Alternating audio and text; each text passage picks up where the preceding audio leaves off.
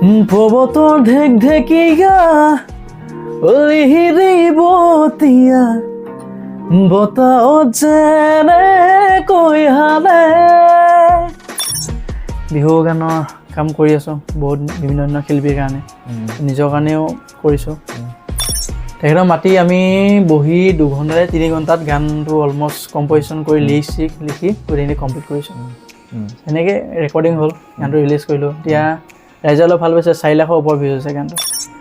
চেঁচা চেঁচা বতাহেও আমনি কিয় কৰে। এলবামটোৰ নাম হৈছে জুনুকা। তো ভাবি থৈছোঁ আমি চেঞ্জো হয়, কিন্তু জুনুকা হিচাপে এতিয়া বৰ্তমান আছে। আৰু তাত 6টা গান থাকিব।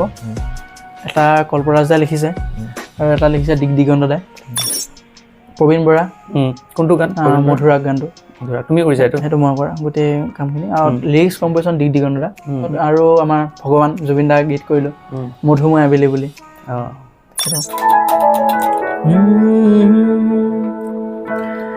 এইখনি গাঁও বুকুৰা পোন ছিংগাৰ হিচাপে গৈছিলোঁ। সেই তাত অলপ জেং হ'ল, মই গান নাগাই পেলাই গুচি আহিলোঁ। বহুত গান এইবিলাক এদিনতে ট্ৰেণ্ডিং আহি যায়। আজিকালিতো কিমান 10 মিনিট আধা ঘণ্টাতে ট্ৰেণ্ডিং আহি যায় গান। এইটো ইউটিউবতো হয়? ইউটিউবতো বৰ লাখ লাখ টকা বস্তু নাই।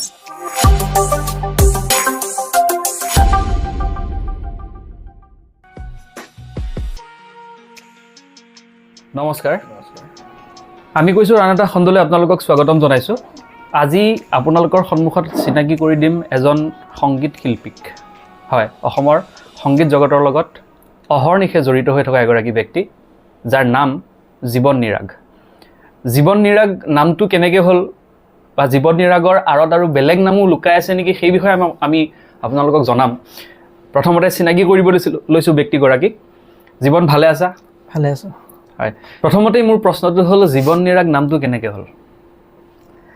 জীৱন নিৰাগ নামটো হৈ গ'ল আৰু নিৰাগ ষ্টেজ নেম নিশ্চয়? ষ্টেজ নেম, এইটো ফিউজন কৰি লৈছোঁ। হয়, নিৰাগটো আপোনাৰ এটা মানে বাহিৰৰ এখন কিতাপত টাইটেল এটা আছিল, মানে সেই টাইটেলটোৰ পৰা মই উঠাই পেলাই লগাই দিলোঁ। ভাল লাগিলে? ভাল লাগিল সেইকাৰণে। সঁচাকৈ ভাল লাগিছে নামটো। এই সংগীত জগতখনৰ লগত কেনেকৈ জড়িত হৈ পৰিলা? আৰম্ভণিটো অকণমান জানিব খুজিছোঁ। আৰম্ভণি মানে কি, সৰুৰ পৰা পৰিৱেশ এটা ঘৰত আছিল নেকি? মা দেউতাই গান গায় নেকি? মায়ে অলপ গান চান গায়। তুমি কেনেকৈ জড়িত হ'লা? দেউতাও আগতে ঢোল বজাইছিলে। ঢোল বজাইছিলে? এনেকুৱা আছিল। তাৰপিছত সেই গ'লোঁ, তাৰপিছত আমাৰ ঘৰৰ ওচৰতে কাষতে দাদা এজন আছে, দিগন্ত দা বুলি কয়, তেখেতৰ ষ্টুডিঅ'ত গৈ এনেকৈ চাই কৰি তাৰপিছত গান গাইছিলোঁ। গান গোৱাৰ তাৰপিছত প্ৰশিক্ষণ লৈছিলোঁ মই গানৰ। শিকি তাৰপিছত মিউজিক কৰিব মন গ'ল। মিউজিক কৰিবলৈ তাৰপিছত শিকিলোঁ মই মিউজিক প্ৰগ্ৰেমিংটো কেনেকৈ কৰে, সেইটো শিকিছোঁ মই। গুৱাহাটীতে শিকা মই, নীলোৎপল শব্দ ষ্টুডিঅ'ত, তাত শিকা। আচ্ছা, সেনেকৈ আৰু ষ্টাৰ্ট হ'ল জানিলোঁ। আচ্ছা,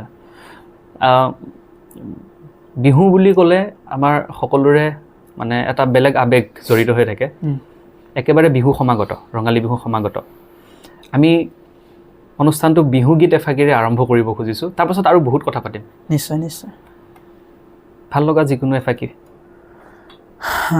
বিহু বুলি ক'লে আমি জুবিন দালৈ মনত পৰে। তেখেতে মেইন বিহুৰ, গতিকে তেখেতৰ গীতে আৰম্ভ কৰিছোঁ। ঠিক আছে।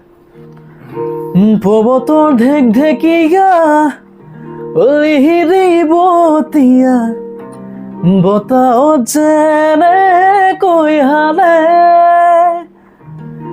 ঢোলৰে চাপৰত তোৰে লাহি কঁকাল, দুচেও তিনি চেওকৈ ভাগে। তোৰ দৰে নাচনি দেখি শ্ৰীকৃষ্ণই বাই বজাইছিলে চাগে মোৰ মইনাই, বাই বজাইছিলে চাগে। ধন্যবাদ। ভাল লাগিল। সংগীতৰ জগতখনলৈ আহোঁতে হয়, প্ৰথম কি গীত গোৱা গৈছিল মনত আছেনে বাৰু এতিয়া? প্ৰথমতে ভূপেন দা গীতটো গাব লাগে, তাৰপিছত এইখনি গাঁও বুকুৰ আপুনি এইবিলাক আছিলে। এই গানটো শুনিম কিন্তু অলপ পিছত। এতিয়া বৰ্তমান কি কামত জড়িত হৈ আছে বৰ্তমান সময়ত?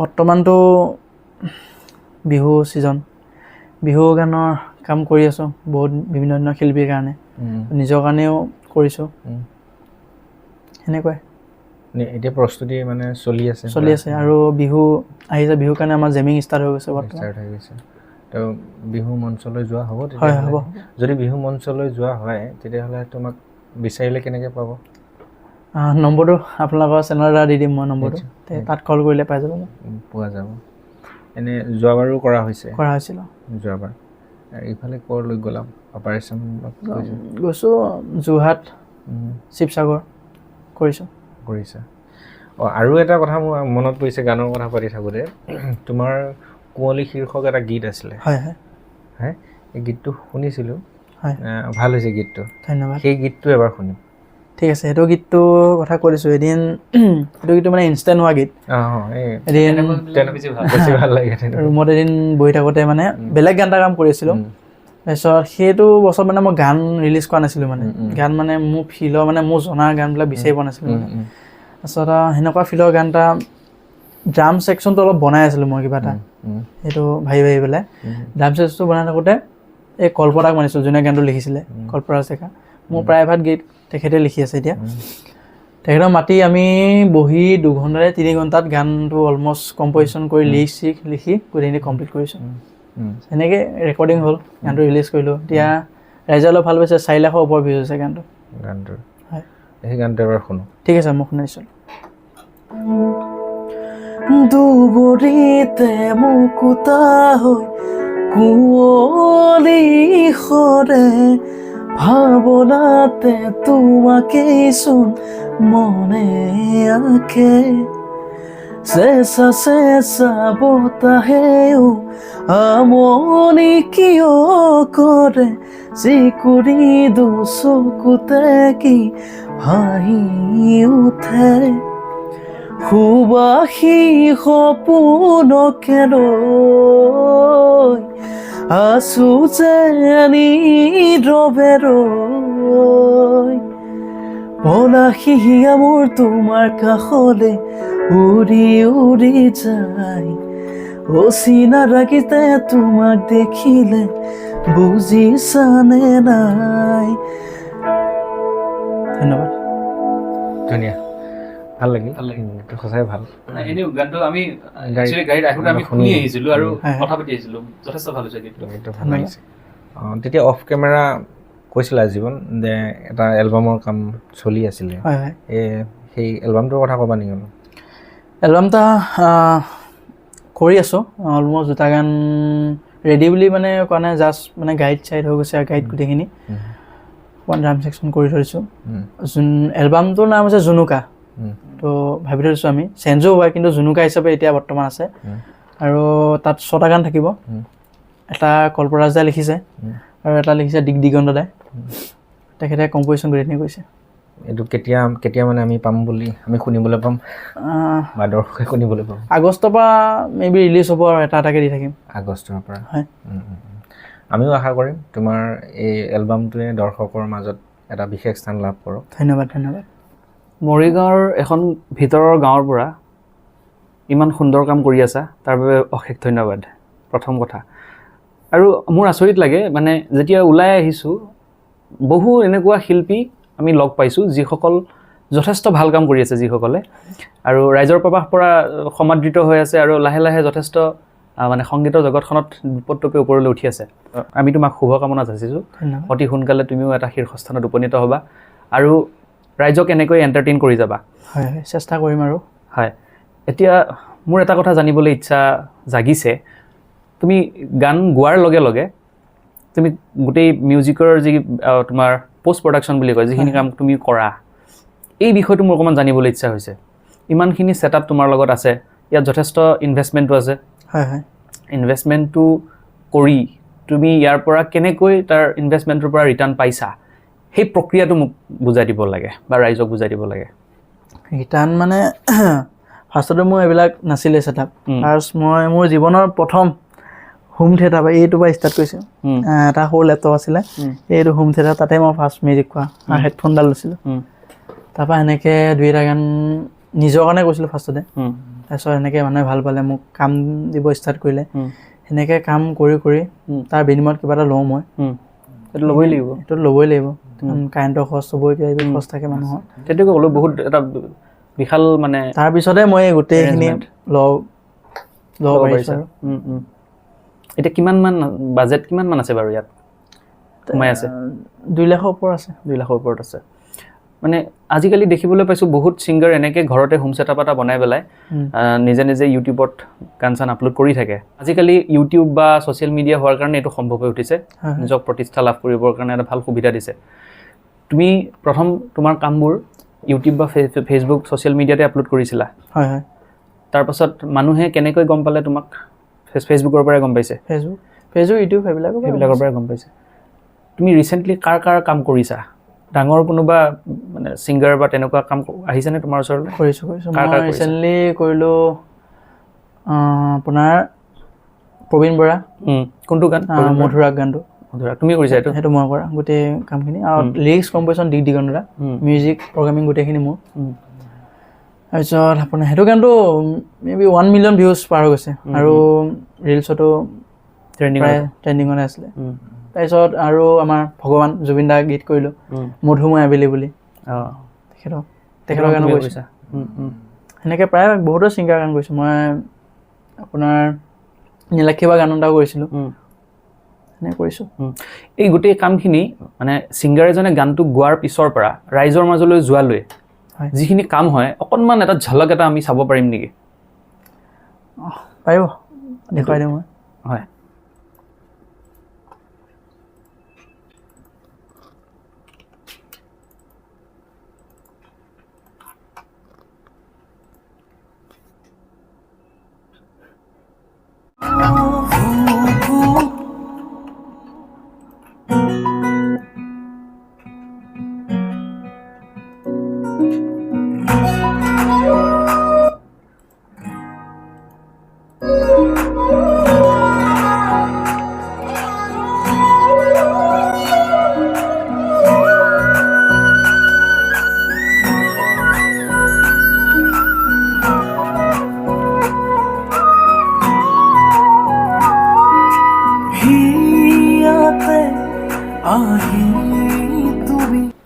কোনোবাই যেতিয়া ভোকেল এটা ৰেকৰ্ড কৰে তোমাৰ তাত, ভোকেলটো ৰেকৰ্ড কৰাৰ পাছত যিখিনি মিউজিক থাকে, সেই মিউজিকখিনি তুমি ইয়াতেই ছেট কৰা নহয় জানো? ইয়াতে কৰোঁ গোটেইখিনি।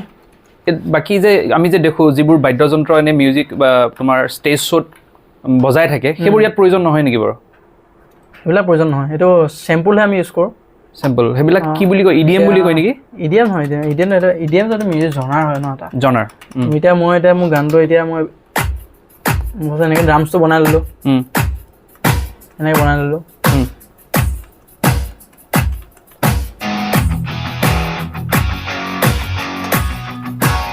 এনেকৈ বনাই ল'লোঁ, কিন্তু ইয়াৰ মানে যোনবিলাক গীটাৰবিলাক, এইখিনি কৰিবলৈ তুমি গীটাৰটো বজাবলৈ জানিব লাগিব। এই গীটাৰখিনি মই বজা নাই, মোৰ লগৰজনে জুপিটাৰ বুলি কয়, এইবিলাক বস্তু বজাব লাগে। এতিয়া বাঁহীটো বজালোঁ, এই অঞ্জন দাই বজাইছে, এই বাঁহীটো অঞ্জন দাই বজাইছে। এইখিনি মেনুৱেলি বজোৱা হৈছে আৰু মেনুৱেলি ষ্টুডিঅ'ত বজোৱা হয়। আচ্ছা। আৰু গীটাৰবিলাক এইবিলাক ষ্টুডিঅ'ত বজোৱা হয়, এইবিলাক গীটাৰবিলাক বজোৱা হয়।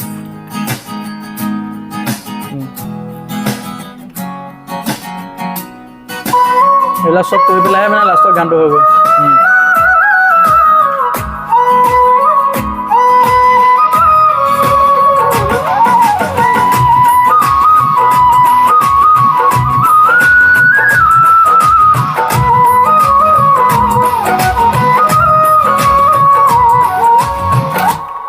এই গোটেইখিনি কৈ পেলাই এটা গান হ'ব। তোমাৰ কণ্ঠত এইখনি গাঁও বুকুৰ আপোন গীতটো শুনিব বিচাৰিছোঁ। ঠিক আছে, শুনাই দিছোঁ অলপ।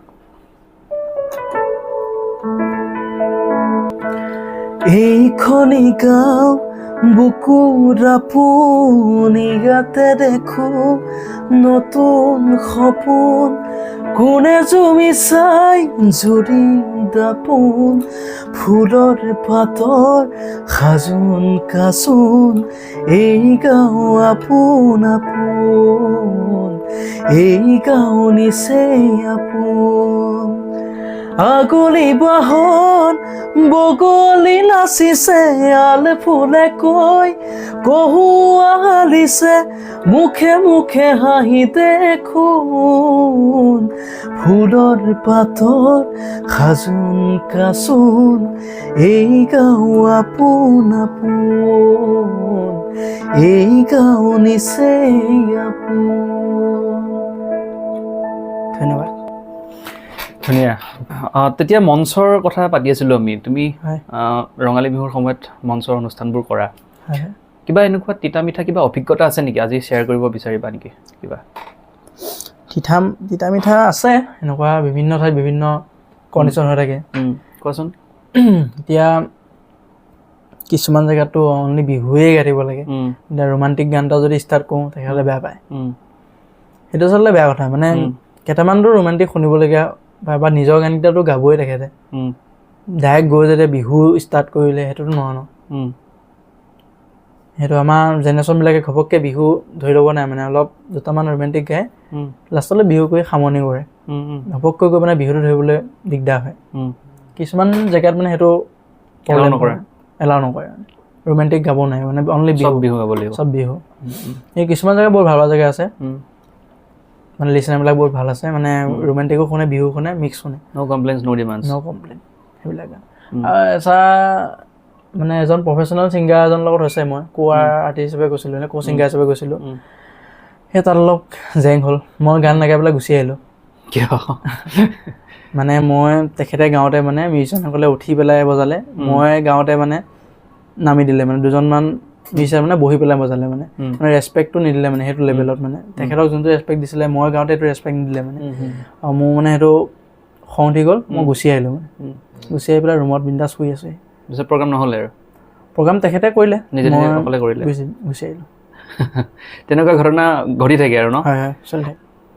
আজিকালি দেখিবলৈ পাওঁ তোমাৰ মানে কিছুমান গান ভাল নালাগে, ৰাইজে ইমান বেছি ভাল নাপায়, তথাপি কিন্তু বহুত ট্ৰেণ্ডিঙত থকা দেখিবলৈ পাওঁ, আৰু কিছুমান ভাল গান লুকাই যায়গৈ। এই বস্তুটো কিয় হয় তোমাৰ মতে বাৰু? এই বস্তুটো এটা মাৰ্কেটিং হয়, সেইটো মানে কি বুলি কওঁ এতিয়া, আপোনাৰ পইচা য'ত যায় কিছুমান গান। কেনেকৈ অলপ বুজাই দিয়াচোন, সাধাৰণ মানুহে বুজিব। সাধাৰণ মানুহে বুজিবগৈ আপোনাৰ ইনষ্টাত যোনবিলাক গান ট্ৰেণ্ডিং হয় সেইবিলাক গানেই হিট বুলি ভাবি লয় মানে আজিকালি মানুহে, কিন্তু সেই গানটো যদি আপুনি ভালকৈ শুনে ৰিলছবোৰত কিছুমান ভাল গানো আছে, ভাল গানো সেইটো অট' ট্ৰেণ্ডিং, আৰু কিছুমান গান মানে পইচা য'ত মানে ট্ৰেণ্ডিং কৰে, বুষ্ট কৰে। বহুত গান এইবিলাক এদিনতে ট্ৰেণ্ডিং আহি যায়, আজিকালিতো কিমান 10 মিনিট আধা ঘণ্টাতে ট্ৰেণ্ডিং আহি যায় গান। ইউটিউবতো হয়, ইউটিউবতো বৰ লাখ লাখ টকা বষ্টিং মাৰে, সেইবিলাক দুদিনতে মিলিয়ন হৈ যায়। আমাৰ কেনেকৈ মিলিয়ন হ'ব নো? তাকেই আমাৰ নিচিনা সাধাৰণ দৰ্শকেতো এইবোৰ কথা একো সপোনৰ অগোচৰ ধৰিব নোৱাৰো এইবোৰ। হয়, এনেকুৱা হৈছে মানে গাঁৱৰ পৰা যোনজন শিল্পী গুৱাহাটীত প্ৰতিষ্ঠিত হ'বলৈ যায় সিটো ঘপককৈ বুজিয়ে নাপাব, মানে ইমানেই এটা অংক থাকে মানে গান এটা হিট কৰিবলৈ। সেইকাৰণে বেছিভাগ আৰ্টিষ্টক আমি দেখিবলৈ পাওঁ মানে লুকাই যায়গৈ, এসময়ত গৈ লুকাই যায়গৈ, তেওঁ আগবাঢ়িব নোৱাৰে। আৰু তুমি যিখন জগতত আছা বৰ্তমান, তোমাক কেতিয়াবা তুমি বেলেগৰ খাতিৰ ল'ব লগা হৈছেনে, বা কোনোবাই তোমাক ছাপোৰ্ট দিছেনে আজিলৈ?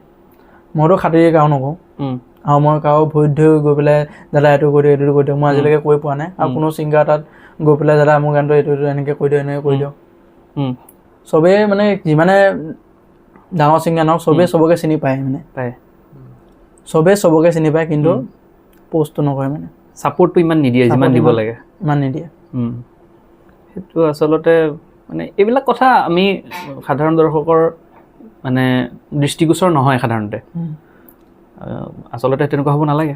ৰেগুলাৰ শ্বেয়াৰ কৰি থাকিব দৰকাৰ নাই, এটা কাৰণে কচোন সি বছৰকৈ এটা গান গৈ এটা ভাইটি হিচাপে যোন শ্বেয়াৰটো মাৰি দিয়ে সেইটোও শ্বেয়াৰটো নামাৰে, আনকি লাইক এটাও নামাৰে। তোমাৰ লগত তেনেকুৱা হৈ গৈছে? মানে হৈছে, সেইকাৰণে মই বিন্দাছ মই নিজৰ গান নিজে হেৰি কৰি থাকোঁ, কোনো প্ৰমোচন চলাই নাথাকোঁ। তুমি বেছিভাগ কাম তুমি এইটো ষ্টুডিঅ'তে কৰা নে আৰু তোমাৰ গুৱাহাটীতো কিবা কৰা আছে? গুৱাহাটী জিঅ'ডিবি ষ্টুডিঅ'ত কৰি আছোঁ, তাতো কৰিছা? তাতো কৰোঁ, ৰেকৰ্ডিং গোটেইখিনি তাত কৰোঁ। আৰু শব্দ মিউজিক ষ্টুডিঅ' আছে তাতো কৰোঁ, ৰেকৰ্ডিং গোটেই মেনুৱেল চেনেল যিখিনি বজাবলগীয়া হয়, বাকী প্ৰডাকশ্যনটো মই ইয়াৰ পৰা কৰি আছোঁ। আৰু যদি কোনোবা মানুহে তোমাৰ এনেকৈ তোমাৰ থ্ৰুৱেদি তোমাৰ পষ্ট প্ৰডাকশ্যনৰ কামখিনি কৰিব বিচাৰে, তেতিয়াহ'লে কেনেকুৱা ৰেঞ্জত কিমান খৰচ আহিব পাৰে? সেইটো ডাইৰেক্টটো এতিয়া কৈ দিব নোৱাৰোঁ মই। এটা ৰেঞ্জ আৰু মানে ইমান নহয়, চিম্পল এটা গান যদি তোমাক কয় যে তুমি মোক মিক্স মাষ্টাৰ কৰি দিব লাগে আৰু গানটোৰ গোটেইখিনি মিউজিক তুমি কৰি দিব লাগে, কিমান মান ৰেঞ্জৰ পৰা ষ্টাৰ্ট হয়? 10,000 ওপৰত যায়। 10,000 ওপৰত যায়। সেইটো যায়, আজিকালি যায়, মেনুৱেল বজাব লাগে, ধেৰ কথা আহি পৰে। ৰেকৰ্ডিং বা সি কিমান টাইম গাইছে ৰেকৰ্ডিং সেইটো চব এক্সট্ৰা হয়। সেইটো হয়। কিমান টাইম গাইছে তাৰ ওপৰত 1 ঘণ্টাত গালেতো হৈ গ'ল। এটা 1 ঘণ্টাত কিমান 800 টকা 900 টকা বা 1000 টকা লয়। 1 ঘণ্টাত গালে সি যদি গানটো যদি 4 ঘণ্টা গাই থাকে 4000 টকা তাৰ ৰেকৰ্ডিং বিলেই হৈ গ'ল দেখোন। সেইটো মানে সময়টোৰ ওপৰতো ডিপেণ্ড কৰে। এই যিসকল তোমাতকৈ জ্যেষ্ঠ তেওঁলোকৰ যে ছাপৰ্টৰ কথা কওঁতে শ্বেয়াৰ নকৰে তেনেকৈ ক'লা, তুমি অনুভৱ কৰা নেকি যে এই জগতখনত লবিও আছে বুলি? মানে শ্বেয়াৰ মানে কিছুমান যোনবিলাক মানে টপত আছে সেইবিলাকতো শ্বেয়াৰ নকৰে। তাৰপিছত মানে আমাৰ সমনীয়াখিনি কৈ থাকে কোনে যোনে আমাৰ মানে সিহঁতৰ লগতো ক্ল'জ মই, সেইটো নামায়, সেইটো বেলেগ কথা। কিন্তু কৰি আছে মোৰ লগৰবিলাকে, কিন্তু কয় আমাৰ ভাল কিছুমান দাদাও আছে, সিহঁতো কৰি আছে, ছাপোৰ্ট কৰি আছে আমাক। একাংশ আৰু একাংশ, সকলো নহয় আৰু। হয় হয়। নৱপ্ৰজন্মৰ তুমি শিল্পী হিচাপে, একেবাৰে নৱপ্ৰজন্মৰ শিল্পী হিচাপে, এই যে শিল্পীসকলৰ মাজত কিবা কিবি হৈ থাকে নহয়, কেতিয়াবা মানে মাননিক লৈয়ে হওক বা বিভিন্ন বিতৰ্ক হৈ থাকে, এই সম্পৰ্কত কি ক'ব? মাননি সেইটো বেলেগ, মাননি বোলো বেলেগ চেপ্টাৰ এটা। মাননি সি নিজে মানে কি হ'ল, এতিয়া কিছুমান ব্ৰকাৰ থাকে, ব্ৰকাৰবিলাকেহে ফাৰ্ষ্টতে লিষ্টখন দি লয়, ইমান লাখ টকা সিমান লাখ টকা।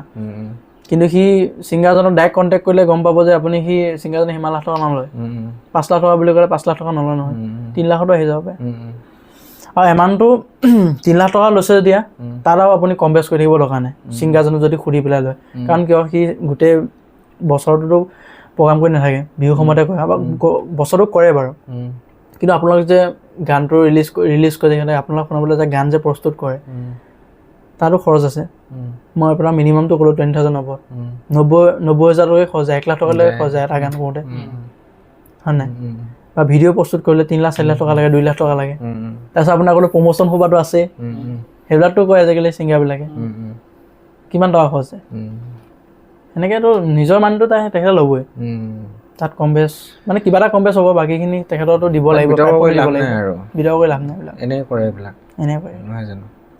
তাৰপিছত আৰু এটা কথা জানিব মন গৈছে, তুমিতো ক'লা এই মঞ্চত এনেকুৱা এটা ঘটনা ঘটি গ'ল, মানে আহি গ'ল, তোমাৰ খং বেছি নেকি? খংটো উঠে মোৰতো, খং বেছি উঠে? খং মানে যোনটো লগা কথা খং উঠে, এনেই খং কৰি নাথাকোঁ, লগা কথাটো খং উঠি যায়। খাতিৰ কৰিব মন নাথাকে আৰু সেইটো খাতিৰ কৰি লাভ নাই। আৰু চবৰে কৈছে মানে বেছি খাতিৰ কৰি থাকিব দৰকাৰ নাই, যদি নিজৰ টেলেণ্ট আছে সেইটো নিজে ওলাব। আৰু ভৰিত ধৰি পেলাই এইটো দাদা এইটো এনেকুৱা এইবিলাক কৰি লাভ নাই। আজিকালি গীতসমূহত দেখা পাওঁ যে ৰিলত বেছি গুৰুত্ব দিয়ে, ৰিল এটা ভাইৰেল হ'ব লাগে, ৰিলত ভাইৰেল হ'ব লাগে বা গীতটো ভাইৰেল হ'ব লাগে। এই বস্তুটো কিমান প্ৰয়োজনীয় আজিৰ তাৰিখত? তুমি নৱপ্ৰজন্মৰ শিল্পী হিচাপে কি বুলি ক'বা? ৰিলনো কি আৰু, এতিয়া সেইবিলাক এজেঞ্চি থাকে, সেইবিলাক লাগেনে বাৰু গীত এটাৰ ক্ষেত্ৰত? যোনটো অট'ৰ ভাইৰেলটো সেইটো অট'ৰ ভাইৰেলটো গম পাই যাব, এইটো গানটো ভাল, মানুহে ভাল পাইছে। যোনটো সি প'ষ্ট কৰি যদি হিট কৰি থাকে, কিন্তু নিজেও গম পায় ন গানটো বেছি প'ষ্ট কৰিবলগীয়া আছে, মোক গানটো চলা নাই। ছিংগাৰজনে সি নিজে গম পায় তাৰ কোৱালিটিটো ক'ত কম হৈ আছে, এজ এ ছিংগাৰ সি নিজে গম পাবই মোক ক'ত মাইনাছ পইণ্টটো, গোৱাটোতে মাইনাছ পইণ্ট নেকি, গোৱা বেছি বেয়া কৰিলে বেছি মেলডন মাৰি থাকিব লাগিব, হয় নাই?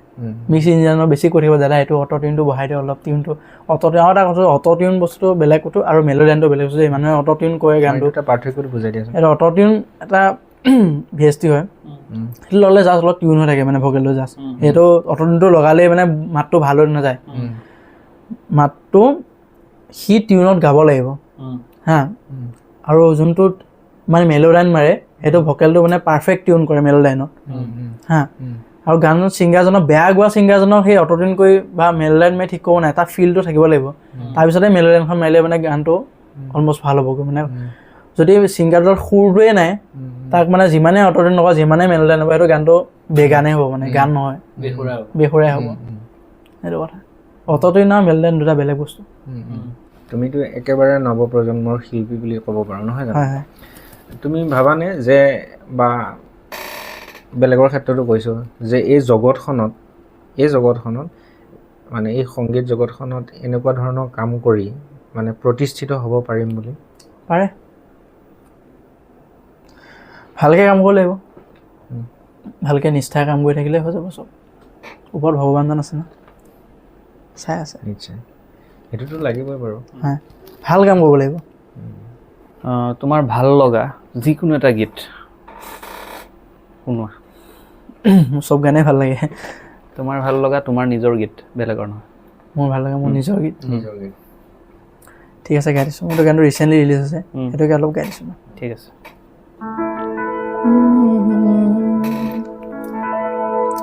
এই গীতটো মোৰ ৰিচেণ্টলি ৰিলিজ হৈছে, সেইটোকে অলপ গুণগুণাই দিছোঁ। ঠিক আছে। আগত গীতটো আপোনাৰ মোৰ বন্ধু এজনে লিখিছে, মিণ্ডুল বুলি কয়, তেখেতে লিখা। সৰু সি কৈছে, মই কৈছোঁ কম্প'জিশ্যনটো, আৰু মিউজিক মোৰ, গাইছোঁ মই, গতিকে শুনাই দিছোঁ অলপ।